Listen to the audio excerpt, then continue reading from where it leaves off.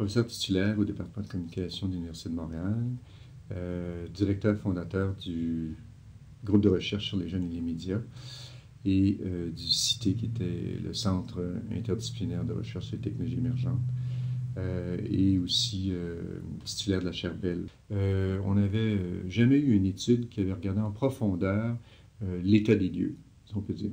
De la télévision jeunesse? De la télévision jeunesse, et au Canada, pas juste au Québec en tant que tel. Alors, ce qu'on a proposé à l'Alliance, c'était essentiellement de faire cette lecture de la façon la plus complète possible, mais aussi en regardant des choses différentes peut-être de ce qui est traditionnellement regardé dans les émissions pour enfants. On est venu à un accord et on a donc proposé cette première phase de recherche. Et cette recherche-là avait comme objectif de, essentiellement, regarder, je dirais, l'état de santé de la télévision pour enfants, dans le sens où, quelles sont les thématiques qu'on présente, quel est en anglais, il y a un terme qui s'appelle well-being, qui est traduit peut-être par niveau de bonne santé, je ne sais pas trop, des personnages. Est-ce que ce sont des personnages qui sont positifs, qui sont optimistes? Est-ce que ce sont des personnages plutôt violents, etc. Et donc, on s'est inspiré d'une littérature très riche, mais qui n'avait jamais été utilisée dans le domaine de la télévision pour enfants, et qui avait commencé à regarder au niveau des adolescents, par exemple, quelle était leur façon de voir la vie, quel était leur niveau de satisfaction de la vie, etc. Et on a converti ça, ou on a adapté ça aux personnages de télévision pour enfants. Alors, ça, c'était la partie, je dirais, la plus intéressante, innovatrice de notre recherche. Mais évidemment, on a regardé aussi la représentation des genres. On a regardé aussi la question des productions canadiennes. Est-ce que les productions canadiennes se distinguent par rapport aux autres?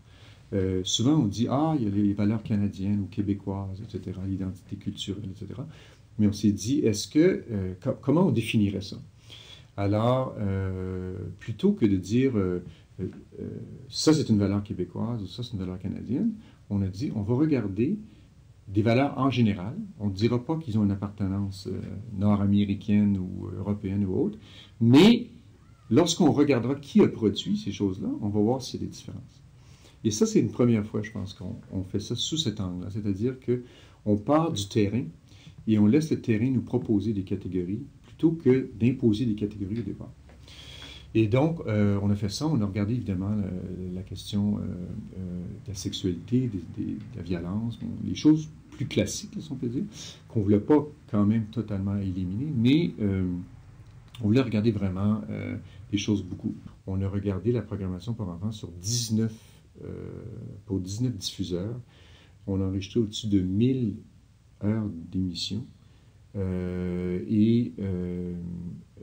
a pris un échantillon représentatif de ça, d'au-dessus de 200 heures, puis 500 émissions. Donc on a vraiment une lecture, là, pas juste du Québec ou pas juste d'Ontario, mais vraiment de tout le Canada, et une lecture qui est scientifiquement très, très solide. On peut toujours se méfier des analyses de contenu d'universitaires, parce qu'on peut dire, bien ça, c'est leurs idées, puis ils cherchent leurs idées, etc. Dans notre cas, ce qu'on a fait, c'est, d'une part, on a vraiment pris cette approche de laisser les choses se manifester plutôt qu'essayer de les catégoriser. Donc, on avait beaucoup de catégories ouvertes. Mais on a formé pendant un mois de temps 3 équipes de codeurs, des jeunes, dans la vingtaine, des étudiants niveau gradué et sous-gradué. Et on a dû vérifier s'il y avait une validité de codification entre les équipes. Donc, il fallait qu'il y ait un accord entre 6 personnes. On sait que c'est difficile d'avoir un accord entre 2 personnes, alors vous pouvez imaginer entre 6 personnes. Et c'était fait d'une façon aveugle, comme on dit, un blind testing. Alors, on est assez confiant que ces thématiques-là étaient vraiment présentes, étaient vraiment explicites, et il y avait vraiment un accord très élevé de ce côté-là.